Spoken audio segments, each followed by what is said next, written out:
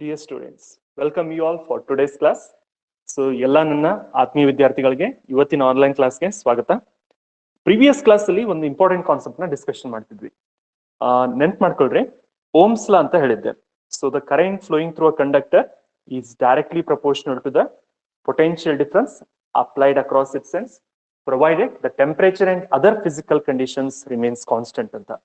ಅಥವಾ V is directly proportional to I ಅಂತ ಬರಿಬಹುದು, ಅಥವಾ I is directly proportional to V ಅಂತ ಅರ್ಥ. ಯಾವುದೇ ಒಂದು ಸರ್ಕ್ಯೂಟ್ ಅಲ್ಲಿ ನೀವೆಷ್ಟು ಕರೆಂಟ್ ನ ಪಾಸ್ ಮಾಡ್ತಿರ್ತೀರಲ್ಲ, ಆ ಪಾಸ್ ಆಗ್ತಕ್ಕಂಥ ಕರೆಂಟ್ ಯಾವುದಕ್ಕೆ ನೇರ ಅನುಪಾತದಲ್ಲಿರುತ್ತೆ ಅಂದ್ರೆ ಡೈರೆಕ್ಟ್ಲಿ ಪ್ರಪೋರ್ಷನಾಲಿಟಿ ಇರುತ್ತೆ ಅಂತಂದ್ರೆ the potential difference applied across its ಸೆನ್ಸ್. ನೀವೆಷ್ಟು ವೋಲ್ಟೇಜ್ ಜಾಸ್ತಿ ಮಾಡ್ತಿರಲ್ಲ ಅಷ್ಟು ಕರೆಂಟ್ ಅದರಲ್ಲಿ ಹೆಚ್ಚಾಗ್ತಾ ಹೋಗುತ್ತೆ ಅಂತ ತಿಳ್ಕೊಂಡಿದ್ವಿ. ಅದನ್ನೇ ನಾವು ಸಿಂಪ್ಲಿಫೈಡ್ ಆಗಿ ಪ್ರಪೋರ್ಷನಾಲಿಟಿ ತೆಗೆದು this is always equals to V is equal to I R ಅಂತ ಒಂದು ಡಿಸ್ಕಷನ್ ಮಾಡಿದ್ವಿ. So this is called as Ohm's law.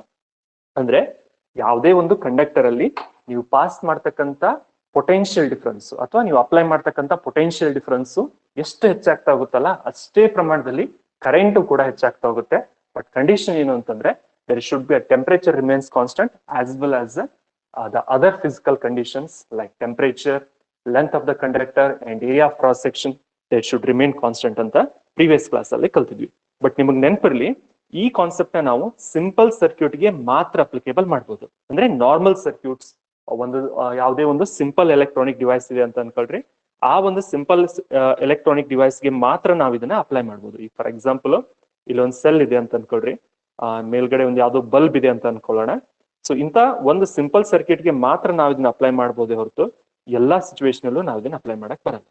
So ಅದನ್ನ ನಾವು ರೆಡ್ಯೂಸ್ ಮಾಡಕ್ ಅಂತ ಹೇಳಿ ಅಥವಾ ಅದನ್ನ ನಾವು ಇನ್ನೂ ಇಂಪ್ರೂವ್ಮೆಂಟ್ ಮಾಡ್ಕೊಳ್ಳೋಣ ಅಂತ ಹೇಳಿ ಇನ್ನೊಂದು ಕಾನ್ಸೆಪ್ಟ್ ಇಂಟ್ರೊಡ್ಯೂಸ್ ಆಗುತ್ತೆ. ಆ ಇಂಪಾರ್ಟೆಂಟ್ ಕಾನ್ಸೆಪ್ಟ್ ಯಾವುದು ಅಂತಂದ್ರೆ ಕ್ರಿಶೋಫ್ಸ್ ಲಾ ಅಂತ. So today let's discuss one of the important concept that is Kirchhoff law. So Kirchhoff law ಅಲ್ಲಿ ಫಸ್ಟ್ ಲಾನ ನಾವು ಜಂಕ್ಷನ್ ಲಾ ಅಂತ ಕರಿತೀವಿ, or it is also called as a current law ಅಂತ ಹೇಳಿ. Observation ಮಾಡ್ರೆ, in any electronical network the algebraic sum of current at a junction is always equals to 0. ಇದನ್ನ ನೀವು clear ಆಗಿ ಅರ್ಥ ಮಾಡ್ಕೋಬೇಕು ಅಂತಂದ್ರೆ ಒಂದು ಇಮೇಜ್ ನ ನಿಮ್ಗೆ ಶೇರ್ ಮಾಡ್ತೀನಿ, ಸ್ವಲ್ಪ ಅದನ್ನ ಅಬ್ಸರ್ವೇಷನ್ ಮಾಡ್ರಿ. ಈ ಇಮೇಜ್ ಅಲ್ಲಿ ನೀವು ನೋಡ್ಬೋದು ಒಂದು ಜಂಕ್ಷನ್ ಕ್ರಿಯೇಟ್ ಆಗಿದೆ. So observe here properly, there is a junction here. So ಆ ಜಂಕ್ಷನ್ ಗೆ ಓ ಅಂತ ಹೆಸರು ಕೊಡೋಣ. ಓಕೆ, ಏನ್ ಹೇಳುತ್ತೆ ಅಂತಂದ್ರೆ the sum of current entering into a junction, ಈ ಜಂಕ್ಷನ್ ನಲ್ಲಿ ಎಂಟರ್ ಆಗ್ತಕ್ಕಂತ ಕರೆಂಟಿನ ಪ್ರಮಾಣ. For example, let us consider I1 is the current entering the junction. So as well as the I2 is also a current entering this junction. So the algebraic sum of both of these things means I1 plus I2. The sum of current entering the junction, ಯಾವುದೇ ಒಂದು junction ಅನ್ನ ಅಥವಾ ಯಾವುದೇ ಒಂದು main point ಅಲ್ಲಿ ಕೂಡ್ತಕ್ಕಂಥ variety of current ನ ಪ್ರಮಾಣ. So this will be always equals to the ಯಾವ್ದು ಈಕ್ವಲ್ ಇರುತ್ತೆ ಅಂತಂದ್ರೆ the sum of the current leaving from the junction. ಈ ಪಾಯಿಂಟ್ ಅಲ್ಲಿ I1 ಮತ್ತೆ I2 ಅನ್ನೋದು ಕರೆಂಟ್ ಎಂಟರ್ ಆಗ್ತಾ ಇದೆ ಆ ಪಾಯಿಂಟ್ ನ. ಸಿಮಿಲರ್ಲಿ I3 ಮತ್ತೆ I4 ಅನ್ನೋದು ಆ ಪಾಯಿಂಟ್ ಇಂದ ಹೊರಗಡೆ ಹೋಗ್ತಾ ಇದೆ. Okay, this amount of current entering a junction should be always equals to the amount of current leaving from the junction. ಒಂದು ಪಾಯಿಂಟ್ ಅಲ್ಲಿ ಎಷ್ಟು ಕರೆಂಟ್ ಎಂಟರ್ ಆಗುತ್ತಲ್ಲ ಅಷ್ಟೇ ಪ್ರಮಾಣದ ಕರೆಂಟ್ ಏನಾಗುತ್ತೆ ಹೊರಗಡೆ ಹೋಗುತ್ತೆ. ಅಂದ್ರೆ ಆ ಪಾಯಿಂಟ್ ಅಲ್ಲಿ ಯಾವುದೇ ಕರೆಂಟ್ ಉಳಿಯೋದಿಲ್ಲ ಅಂತ ಹೇಳುತ್ತಲ್ಲ, such type of law is called as Kirchhoff's first law. ಇದನ್ನ ನಾವು ಕರೆಂಟ್ ಲಾ ಅಂತ ಕರಿತೀವಿ. ಇದನ್ನ ಇಂಡಿಕೇಟ್ ಮಾಡುವಾಗ summation of I is equal to 0 ಅಂತ ಕರಿತೀವಿ. ಸಮೇಷನ್ ಅಂತ ಅಂದ್ರೆ ನಿಮ್ಗೆ ಗೊತ್ತಿದೆ, the total amount of algebraic sum of current ಅಂತ ಅರ್ಥ. That is going to remain in the junction as 0. So this law is called as a Kirchhoff's first law, or it is also called as a junction law. ನೆನ್ಪಿಟ್ಕೊಳ್ರಿ, direct ಆಗಿ ಕೇಳ್ತಾರೆ exam ಅಲ್ಲಿ define ಕ್ರಿಶೋಫ್ಸ್ first ಲಾ ಅಥವಾ define ಕ್ರಿಶೋಫ್ಸ್ junction law ಅಂತ ಹೇಳಿ. At that time you can write this explanation. Okay, so now let's go for the second rule. Okay, ಇದನ್ನ ನಾವು loop ಲಾ ಅಂತಾನು ಕರಿತೀವಿ ಅಥವಾ ಮೆಶ್ ಲಾ ಅಂತಾನು ಕರಿತೀವಿ. ಮೆಶ್ ಅಂತ ಹೇಳಿದ್ರೆ ಅಲ್ಲಿರ್ತಕ್ಕಂತ ಒಂದು ಸರ್ಕ್ಯೂಟ್, ಓಕೆ, ಕಂಬೈನ್ಡ್ ಸರ್ಕ್ಯೂಟ್ ಅಂತಾನೆ ಕರಿಬಹುದು. ಈ ಡಯಾಗ್ರಾಮ್ ಅಲ್ಲಿ ನೀವು ಕ್ಲಿಯರ್ ಆಗಿ ನೋಡಬಹುದು, ಒಂದು 3 ರೆಸಿಸ್ಟರ್ಸ್ ಇದೆ. ಒಂದು 4 ಓಮ್ ಅಂತ ಇದೆ, ಒಂದು 3 ಓಮ್ ಅಂತ ಇದೆ, ಮತ್ತೊಂದು 2 ಓಮ್ ಅಂತ ಇದೆ. And as well as it is having so many number of cells also with certain amount of EMF, as E1 is taken as a 2 volts, E2 is taken as a 1 volt and E3 is taken as a 4 volt. ಇಂಥ situation apply ಆಗ್ತಕ್ಕಂಥ ಲಾ ಇದು. ಇದೇನ್ ಹೇಳುತ್ತೆ ಅನ್ನೋದನ್ನ ನೋಡ್ತಾ ಹೋಗೋಣ. ಸ್ವಲ್ಪ observation ಮಾಡ್ರಿ. In any closed mesh or circuit, okay, or in any type of a mesh of electrical circuit, the algebraic sum of EMF The algebraic sum of EMF means summation of E, okay, of cells and product of, okay, product of currents and resistances. Product of currents and resistances means the product of I and R. Okay, this is always equals to 0 ಅಂತ ಹೇಳುತ್ತೆ. ಇದರ ಅರ್ಥ ಏನು ಅಂತಂದ್ರೆ ಸ್ವಲ್ಪ correct ಆಗಿ observation ಮಾಡ್ರಿ. ಇಲ್ಲಿ total amount of E M F generate ಇದ್ದದನ್ನ ಸಮೇಶನ್ ಆಫ್ ಇ ಅಂತ ತಗೊಳ್ತೀವಿ. Total amount of E M F 2 volts 1 volts 4 volts totally ಎಷ್ಟಾಗತ್ತಲ್ಲ, ಫಾರ್ ಎಕ್ಸಾಂಪಲ್ 6 ವೋಲ್ಟ್ಸ್, ಇದನ್ನ ಸಮೇಶನ್ ಆಫ್ ಇ ಅಂತ ತಗೋತೀನಿ.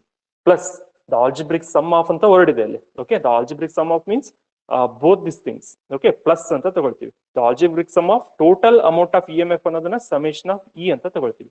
ಓಕೆ, ಅಂಡ್ ಮತ್ತೇನಿದೆ, the product of, you can observe the product here. Okay, the product of currents and resistances I as well as R. This is always equals to 0. That means summation of E plus summation of IR. This is always equals to 0. Such type of law is called as the Kirchhoff's second law.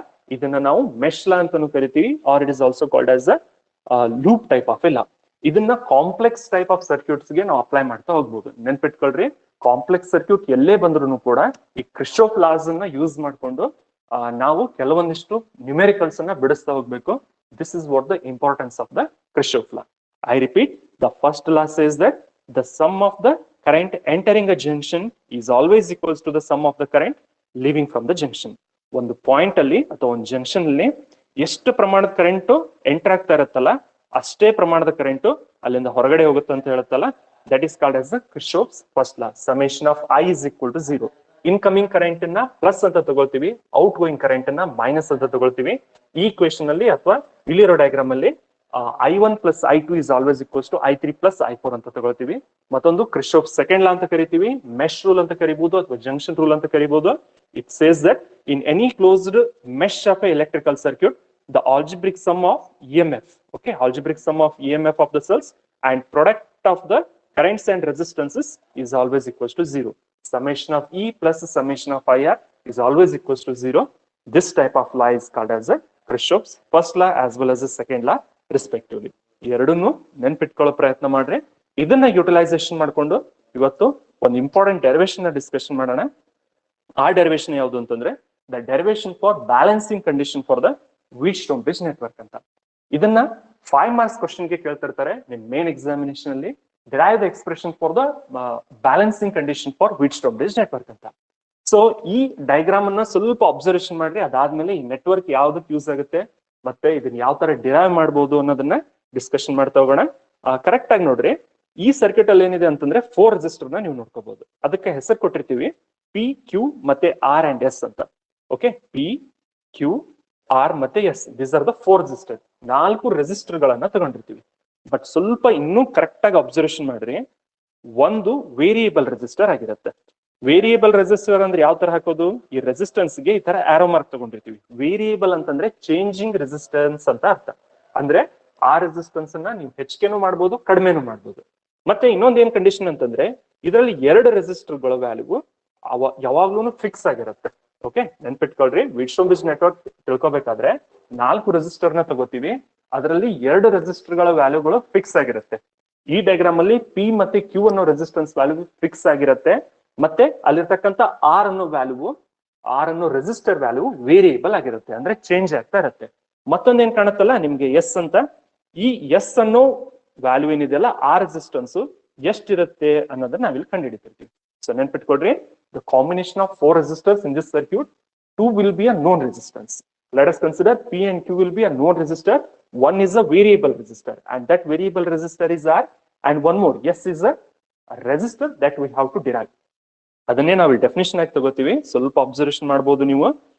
Definition ಅಲ್ಲಿ the circuit used to measure an unknown resistance.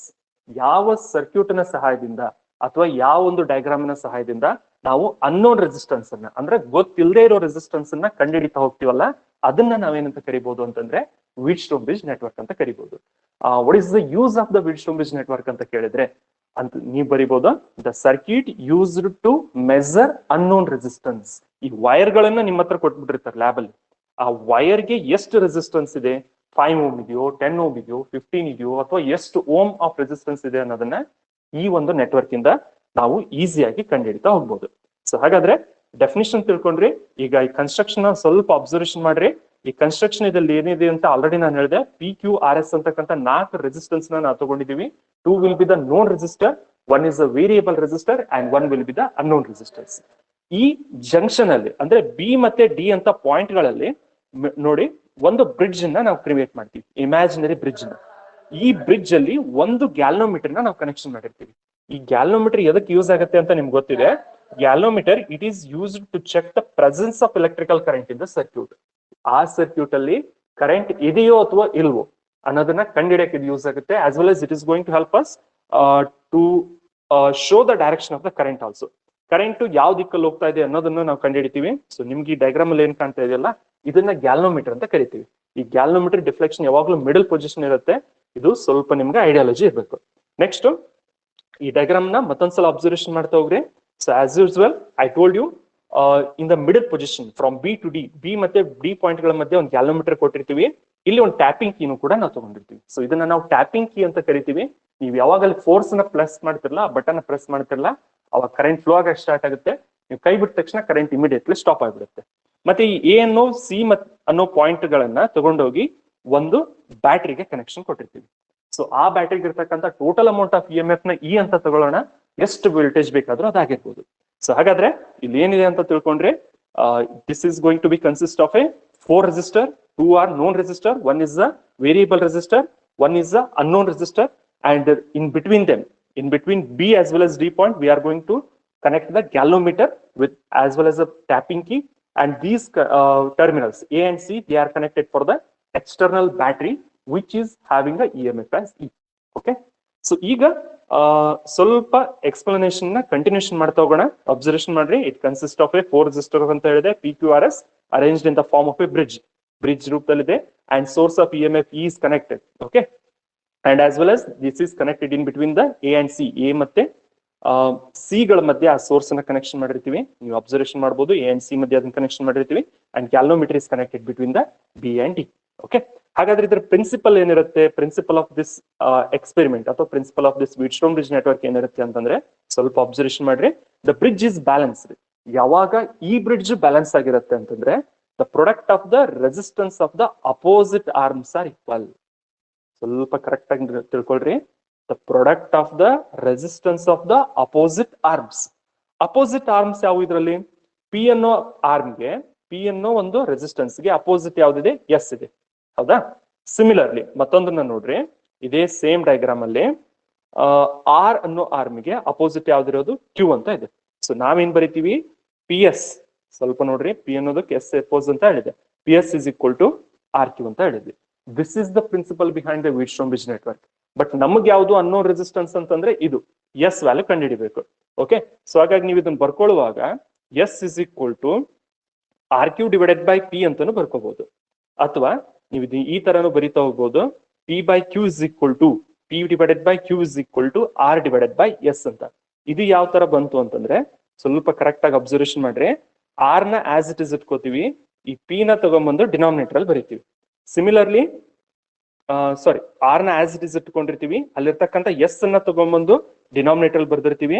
And as well as ಈ side ಅಲ್ಲಿ ಅಂದ್ರೆ left hand side ಅಲ್ಲಿ P ನ as it is ಇಟ್ಕೋತೀವಿ. Q ನ ತಂದು ಈ ಕಡೆ ಬರೀತೀವಿ. ಅಂದ್ರೆ ಅದರ ಅರ್ಥ P by Q is equal to R divided by S.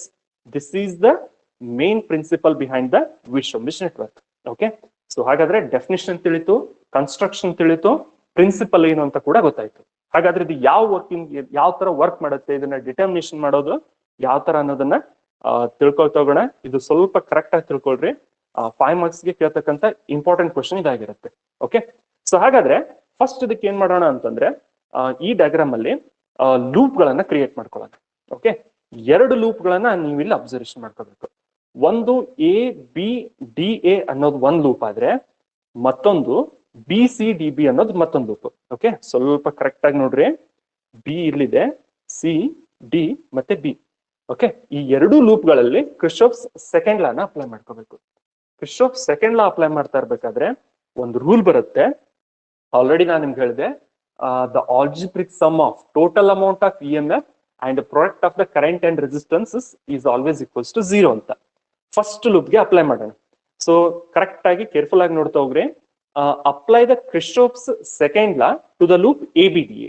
ABDA ಗೆ ಅಪ್ಲೈ ಮಾಡೋಣ.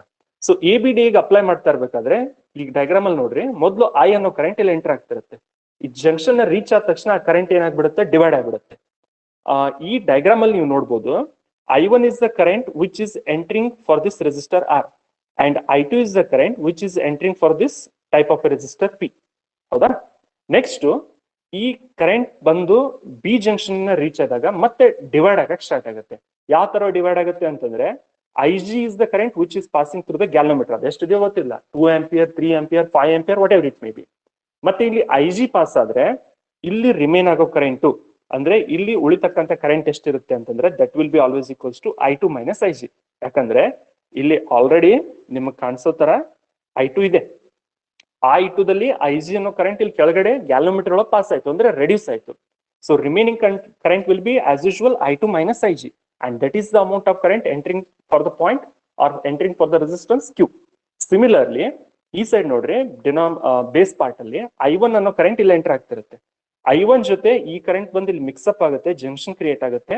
ಅಂದ್ರೆ I1 plus IG, this is the current entering for the resistance R. So remaining content ವಾಪಸ್ ಏನಾಗುತ್ತೆ, ಆ ಬ್ಯಾಟ್ರಿಗೆ ಅಥವಾ ಅಲ್ಲಿರತಕ್ಕಂಥ ಸೆಲ್ಗೆ ಮೂವ್ಮೆಂಟ್ ಆಗ್ತಾ ಇರುತ್ತೆ. ಅಲ್ಲಿ ನಾವಿ ಕ್ರಿಸ್ಟೋಫ್ ಸೆಕೆಂಡ್ ಲಾನ ಅಪ್ಲೈ ಮಾಡ್ಕೋಬೇಕು. So apply the Kirchhoff second law to the loop ABDA. ABDA ಅನ್ನೋ ಲೂಪ್ಗೆ ಕ್ರಿಸ್ಟೋಫ್ ಸೆಕೆಂಡ್ ಲಾನ ಅಪ್ಲೈ ಮಾಡ್ತಾ ಹೋಗೋಣ. ಸ್ವಲ್ಪ ಕರೆಕ್ಟ್ ಆಗಿ ನೋಡ್ರಿ.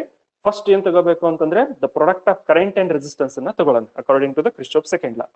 ಸೊ ಇದರಲ್ಲಿ I2 ಇಂಟು P ಅಂತ ತಗೊಳ್ಳೋದು ಫಸ್ಟ್.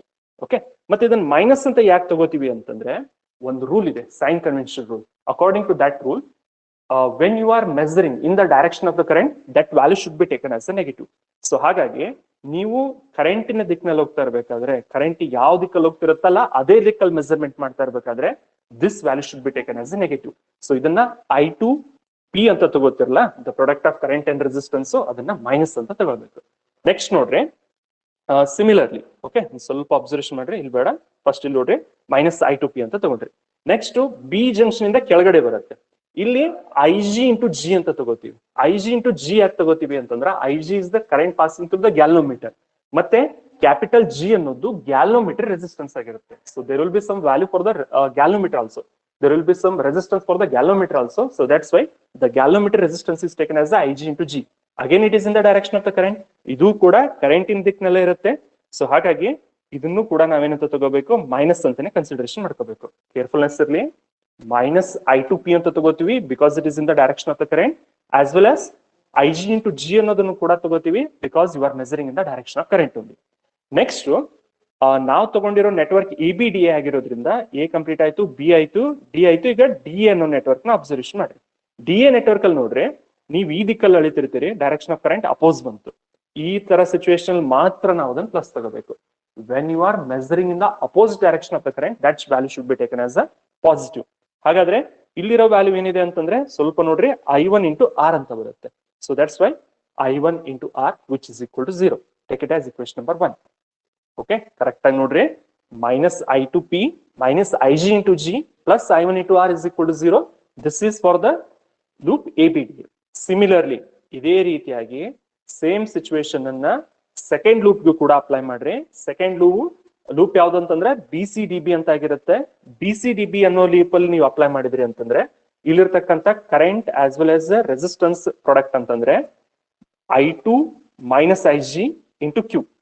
ಈ ವ್ಯಾಲ್ಯೂನು ಕೂಡ ನೆಗೆಟಿವ್ ಅಂತ ಯಾಕೆ ತಗೋತೀವಿ ಅಂತಂದ್ರೆ, you are measuring the direction of the current. In the direction of the current, that value should be taken as the negative only. So ಹಾಗಾಗಿ ಇದನ್ನ ನಾವೇಂತ ತಗೋತೀವಿ, ಮೈನಸ್ ಅಂತ ತಗೋತೀವಿ. ಈಗ BC ಆಯ್ತು. ಈಗ CD ಪಾರ್ಟಿಗೆ ಬಂದ್ರಿ. CD ಪಾರ್ಟಿಗೆ you are measuring in this direction, but current is coming in the opposite direction. So ಹಾಗಾಗಿ ಇಲ್ಲಿರ್ತಕ್ಕಂಥ I1 plus IG into S ಅನ್ನೋದನ್ನ ನಾವೇನಂತ ತಗೊಳ್ತೀವಿ, ಪ್ಲಸ್ ಅಂತ ತಗೋತೀವಿ. ಬಿ ಕೇರ್ಫುಲ್, ಇಲ್ಲಿ ಸೈನ್ ಕನ್ವೆನ್ಷನ್ ಬರ್ಕೊಳ್ಳೋದು ತುಂಬಾ ಇಂಪಾರ್ಟೆಂಟ್ ಆಗಿರುತ್ತೆ. ನೀವು ಒಂಚೂರು ಸೈನ್ ಕನ್ವೆನ್ಷನ್ ಎರರ್ ಮಾಡಿದ್ರಿ ಅಂದ್ರೂ ಕೂಡ ಇಲ್ಲಿ ಆನ್ಸರ್ ಎರರ್ ಬರೋ ಚಾನ್ಸಸ್ ಇರುತ್ತೆ. ಸೊ ಕೇರ್ಫುಲ್ನೆಸ್ ಅಲ್ಲಿ I1 plus IG into S ಅನ್ನೋದನ್ನ ಪ್ಲಸ್ ಅಂತ ತಗೊಂಡ್ರಿ. ಓಕೆ, ಈಗ CD ನೆಟ್ವರ್ಕ್ ಕವರ್ ಆಯ್ತು. ಈಗ DB ನೆಟ್ವರ್ಕ್ ನ ಬರೀ. DB ನೆಟ್ವರ್ಕ್ ಅಲ್ಲಿ IG ಇಂಟು G ಅಂತ ಇದೆ. So IG into G value ತಗೊಳ್ಳುವಾಗ, so again you are measuring in the opposite direction of the current. So ಕರೆಂಟಿನ ವಿರುದ್ಧ ದಿಕ್ಕಿನಲ್ಲಿ ನೀವು ಬರ್ತಿರ್ತೀರಿ. ಕರೆಂಟಿನ ಅಪೋಸಿಷನ್ ಆಗಿ ನೀವು ಹೋಗ್ತಾ ಇರ್ತೀರಿ. ಸೊ ಹಾಗಾಗಿ ಈ ವ್ಯಾಲ್ಯೂನ ತಗೊಳ್ಳುವಾಗ ನಾವು ಪ್ಲಸ್ ಅಂತಾನೆ ತಗೋಬೇಕು. ಓಕೆ, ಅಬ್ಸರ್ವೇಷನ್ ಮಾಡ್ರಿ. This value is taken as plus IG into G. Okay, clear ಇದೆಯಾ? ಬಿ ಸಿ ನೆಟ್ವರ್ಕ್ ತಗೊಳ್ಳುವಾಗ -I2 -IG ಇಂಟು ಕ್ಯೂ. ನೆನಪಿರ್ಲಿ, ಇಲ್ಲಿ ಬರೆಯುವಾಗ ಬ್ರಾಕೆಟ್ ಅನ್ನ ಕಂಪಲ್ಸರಿ ಬರೀರಿ. ಇಲ್ಲದೆ ಹೋದ್ರೆ ಆ ಮೈನಸ್ ಅನ್ನೋ ಸೈನ್ ಕನ್ವೆನ್ಷನ್ ಒಂದು ಕಾನ್ಸೆಪ್ಟ್ ಗೆ ಮಾತ್ರ ಅಪ್ಲೈ ಆಗ್ಬಿಡುತ್ತೆ. ನಿಮ್ಮ ಆನ್ಸರ್ ರಾಂಗ್ ಆಗೋ ಚಾನ್ಸಸ್ ಇರುತ್ತೆ. Okay, plus into bracket I1 plus IG into S. ಇದನ್ನ ಯಾಕೆ ಪ್ಲಸ್ ಅಂತ ತಗೊಂಡ್ವಿ ಅಂತಂದ್ರೆ you are measuring in the opposite direction of the current. Next IG into G, ಇದನ್ನು ಕೂಡ ಪ್ಲಸ್ ತಗೋತೀವಿ in the opposite direction of the current ಇರೋದ್ರಿಂದ, and all that value should be taken as 0. So this is by applying the Kirchhoff's second law for both of the loops. First loop will be ABDA and second loop will be BCDB. ಇವೆರಡು ಆದ್ಮೇಲೆ ಇದನ್ನ first stage ಅಂತ equation ಅಂತ ತಗೊಂಡ್ವಿ. Next step ನೋಡ್ರಿ. At a balancing state of the network, IG should be always equals to 0. ಇದರ ಅರ್ಥ ಏನು ಅಂತಂದ್ರೆ ಈ ನೆಟ್ವರ್ಕ್ ಕಂಪ್ಲೀಟ್ ಆಗಿ ಬ್ಯಾಲೆನ್ಸ್ಮೆಂಟ್ ಆಗಿರ್ಬೇಕು ಅಂದ್ರೆ ಒಂದು ಕಂಡೀಷನ್ ಇದೆ. ಆ ಕಂಡೀಷನ್ ಏನು ಅಂತಂದ್ರೆ ಈ ಗ್ಯಾಲ್ನೋಮೀಟರ್ 0 ಅನ್ನೋ ಡಿಫ್ಲೆಕ್ಷನ್ ತೋರಿಸ್ತಾ ಇರ್ಬೇಕಾದ್ರೆ ಯಾವಾಗ IG ವ್ಯಾಲ್ಯೂ ಅಂದ್ರೆ current passing through the galvanometer 0 ಆಗಿರುತ್ತಲ್ಲ, ಅವಾಗ ಮಾತ್ರ ಇದು ಬ್ಯಾಲೆನ್ಸ್ ಆಗಿರುತ್ತೆ. ಆ ಬ್ಯಾಲೆನ್ಸಿಂಗ್ ಕಂಡೀಷನ್ ನ ನಾವಿಲ್ಲಿ ಯುಟಿಲೈಸೇಷನ್ ಮಾಡ್ಕೋತೀವಿ to get the balancing condition for the Wheatstone bridge network. ಈ ವೀಟ್ಸ್ಟೋನ್ ಬ್ರಿಡ್ಜ್ ನೆಟ್ವರ್ಕ್ ಅಲ್ಲಿ ಬ್ಯಾಲೆನ್ಸಿಂಗ್ ಕಂಡೀಷನ್ ನ ತಗೊಂಡ್ವಿ ಅಂತಂದ್ರೆ the balancing state of the Wheatstone bridge network IG is equal to 0 ಅಂತ ತಗೊಂಡಿರ್ತೀವಿ. ಈ ವ್ಯಾಲ್ಯೂನ ಫಸ್ಟ್ ಮತ್ತೆ ಸೆಕೆಂಡ್ ಇಕ್ವೇಶನ್ ಎರಡೂದ್ರಲ್ಲೂ ಫಿಲ್ ಮಾಡ್ರಿ. ಎರಡೂದ್ರಲ್ಲೂ ಫಿಲ್ ಮಾಡೋದು ಯಾವ ತರ ಅಂತಂದ್ರೆ ಚೆಕ್ ಮಾಡ್ತಾ ಹೋಗ್ರಿ. -I2P ಆಸ್ ಇಟ್ ಇಸ್ ಬರ್ಕೋತೀನಿ, ಯಾವುದೇ ಚೇಂಜಸ್ ಇಲ್ಲ. ಇಲ್ಲಿರೋ ಎಂಟೈರ್ ಇಕ್ವೇಶನ್, ಓಕೆ, ಸ್ವಲ್ಪ ಅಬ್ಸರ್ವೇಷನ್ ಮಾಡ್ರಿ. ಇಲ್ಲಿರೋ ಎಂಟೈರ್ ಇಕ್ವೇಶನ್ 0 ಆಗಿಬಿಡುತ್ತೆ. ಯಾಕಂದ್ರೆ IG ವ್ಯಾಲ್ಯೂ 0 ಆಯ್ತು ಅಂತಂದ್ರೆ 0 into any entity becomes 0 only. So that's why this value becomes as 0 only. Next remaining content ಯಾವುದು? ಪ್ಲಸ್ I1 R ಅಂತ ಐತಿ. So plus I1 into R which is equal to 0. Clear ಆಯ್ತಾ? ಈಗ ನೋಡ್ರಿ, ಈ ಇಡೀ ಎಂಟೈರ್ -I2P ನ RHS ಪಾರ್ಟಿಗೆ ತಗೊಂಡ್ಬರ್ತೀನಿ. RHS part, right hand side part ತಗೊಂಡ್ಬಂದಾಗ ಏನಾಯ್ತು? ಅಬ್ಸರ್ವೇಷನ್ ಮಾಡಿ, ಮೈನಸ್ ಇದ್ದದ್ದು ಈ ಕಡೆ ಬಂದು ಪ್ಲಸ್ ಆಯ್ತು, I2 into P ಆಯ್ತು. So this I1R remains as it is. So ಇವಾಗ I1 ಮತ್ತೆ I2, ಓಕೆ, ಸೊ I2 ನ ಈ ಕಡೆ ಲೆಫ್ಟ್ ಹ್ಯಾಂಡ್ ಸೈಡ್ ಪಾರ್ಟ್ ತಗೊಂಡ್ಬಂದ್ರಿ ಅಂತಂದ್ರೆ I1 by I2 ಅಂತ ಆಗುತ್ತೆ. ರೈಟ್ ಹ್ಯಾಂಡ್ ಸೈಡ್ ಪಾರ್ಟ್ ಅಲ್ಲಿ ಬಲಗಡೆ P divided by R ಅಂತ ಆಗುತ್ತೆ. Okay, so call this as equation number 3. ಇದನ್ನ ಥರ್ಡ್ ಇಕ್ವೇಶನ್ ಅಂತ ತಗೊಂಡು ಬರೆದು ಇಟ್ಕೊಳ್ರಿ. ಸೊ ಇದಾದ್ಮೇಲೆ ನೆಕ್ಸ್ಟ್ ಅದೇ IG ವ್ಯಾಲ್ಯೂ 0 ಅನ್ನೋದನ್ನ ಸೆಕೆಂಡ್ ಇಕ್ವೇಶನ್ ಅಲ್ಲಿ ಫಿಲ್ ಮಾಡಿ. ಸೆಕೆಂಡ್ ಇಕ್ವೇಶನ್ ಸ್ವಲ್ಪ ಕೇರ್ಫುಲ್ ಆಗಿ ಫಿಲ್ ಮಾಡ್ಕೋಬೇಕು. ಇಲ್ಲಿ IG ಇದೆ, ಓಕೆ, ಆ ವ್ಯಾಲ್ಯೂ 0 ಆಗುತ್ತೆ ಅಂದ್ರೆ -I2, ಓಕೆ, -I2 0 ಅಂತ ಆಯ್ತು. ಕ್ಯೂ ಇದ್ದೋದನ್ನ ಆಸ್ ಇಟ್ ಇಸ್ ಬರ್ದ್ವಿ, plus as it is, I1 as it is, and IG value is written as 0, and this S value is also written as it is. Okay, ಈ entire equation ಮತ್ತೆ 0 ಆಗಿರುತ್ತೆ because again IG value is taken as 0 only. Okay, current passing through the galvanometer 0 ಇದ್ದಾಗ automatically this value also becomes as 0 only. So ಪೂರ್ತಿ RHS part ಅಲ್ಲಿ 0 ಅಂತ ಬಂದ್ಬಿಡುತ್ತೆ. Simplification ಮಾಡ್ರಿ. I2 -0 ಅಂತಂದ್ರೆ I2 ಇರುತ್ತೆ, I2 into Q it becomes as a -I2Q. So -I2Q ಮತ್ತೊಂದು part ಅಲ್ಲಿ I1 plus 0, that means I1 only into S which is equal to 0. Next ನೋಡಿ, ಈ -I2Q ನ RHS ಪಾರ್ಟ್ ಅಲ್ಲಿ ತಗೊಂಬರ್ರಿ, ಪ್ಲಸ್ ಅಂತ ಆಗುತ್ತೆ. Next equation will be I1 into S which is equal to I2 into Q. So again I will write it as I1 divided by I2. Okay, ಈ I2 ನ left hand side ತಗೊಂಡ್ ಬಂದಾಗ I1 by I2 ಅಂತ ಆಗುತ್ತೆ. RHS part ಅಲ್ಲಿ Q by S ಅಂತ ಆಗುತ್ತೆ.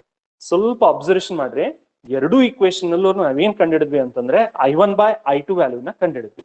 So third equation ಅಲ್ಲಿ P by R ಅಂತ ಇದೆ, ಫೋರ್ತ್ ಇಕ್ವೇಶನ್ ಅಲ್ಲಿ Q by S ಅಂತ ಇದೆ. So by comparing the third as well as the fourth type of equation, ಎರಡೂ ಇಕ್ವೇಶನ್ ಗಳನ್ನ ನಾವು ಕಂಪೇರ್ ಮಾಡಿದಾಗ ನಮಗೆ ಕ್ಲಿಯರ್ ಆಗಿ ಬರೀಬಹುದು P by R is always equals to Q divided by S, or you can also write it as, ಇದನ್ನ ಸ್ವಲ್ಪ interchange ಮಾಡಿ Q ಅನ್ನೋದನ್ನ ಈ ಕಡೆ ತಗೊಂಬರ್ರಿ, ಮತ್ತೆ R ಅನ್ನೋದನ್ನ ರೈಟ್ ಹ್ಯಾಂಡ್ ಸೈಡ್ ಅಲ್ಲಿ ಪಾರ್ಟ್ ಅಲ್ಲಿ ತಗೊಂಡೋಗ್ರಿ. So automatically it becomes P by Q is equal to R divided by S. So this is called as a balancing condition for Wheatstone bridge network. Okay, so ಇದನ್ನ 5 marks question ಗೆ ಕೇಳ್ತಾ ಇರ್ತಾರೆ. Correct ಆಗಿ ಬಿಡಿಸೋ ಪ್ರಯತ್ನ ಮಾಡಬೇಕು. Derive an expression for balancing condition for the Wheatstone bridge network ಅಂತ ಕೇಳಿದ್ರೆ we have to write it. Same ಅದೇ ಕಂಟೆಂಟ್ ನೇ ನಾವು ಪ್ರಿನ್ಸಿಪಲ್ ಅಂತ ತಗೊಂಡಿದ್ವಿ, P by Q is equal to R divided by S ಅಂತ. So this is called as a balancing condition for Wheatstone bridge network. Okay, ಇದನ್ನ correct ಆಗಿ ನೋಡ್ಕೊಳ್ರಿ. Sign convention ಸ್ವಲ್ಪ careful ಆಗಿರ್ಲಿ ಬರೆಯುವಾಗ. ಓವರ್ ಆಲ್ ಆಗಿ ಒಂದ್ 2-3 ಸಲ ಪ್ರಾಕ್ಟೀಸ್ ಮಾಡಿ ತೆಗೀರಿ. ಒಂದೇ ಸಾರ್ತಿಗೆ ಇದ್ ಬರಲ್ಲ, ಒಂದ್ 2-3 ಸಲ ಬರೋದು ಪ್ರಾಕ್ಟೀಸ್ ಮಾಡಿ ತೆಗದ್ರಿ ಅಂತಂದ್ರೆ definitely you will become perfect ಅಂತ ಹೇಳ್ತಾ ಇವತ್ತು ನಾವು ಡಿಸ್ಕಷನ್ ಮಾಡಿರೋದು mainly we discussed about the Kirchhoff law. So Kirchhoff law ಬಗ್ಗೆ ನಿಮ್ಗೆ ಐಡಿಯಾಲಜಿ ತಿಳಿತು. I repeat it, the Kirchhoff law says that, Kirchhoff law ಏನ್ ಹೇಳುತ್ತೆ ಅಂತಂದ್ರೆ, ಕ್ರಿಶೋಫ್ ಫಸ್ಟ್ ಲಾ ಹೇಳ್ತು ನಮ್ಗೆ the sum of current entering the junction is always equals to sum of the current leaving from the junction. Summation of I is equal to 0. Second law ಹೇಳುತ್ತೆ, in any closed mesh of electrical circuit, the algebraic sum of the EMF of the cells and the product of the currents and resistance is always equals to 0. Kirchhoff's first and second law ಅಂತ ಹೇಳ್ತೀವಿ.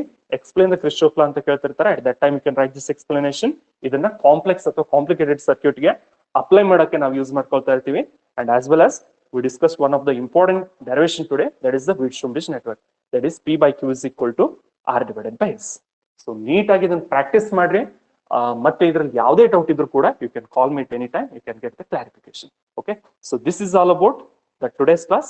So this is what about the concept of a Wheatstone-Bridge network as well as the Kirchhoff's law. So practice ಮಾಡ್ರಿ ಅಂತ ಹೇಳ್ತಾ, in upcoming classes we will discuss more amount of concepts about the current electricity. Thank you all for your time. Have a nice day.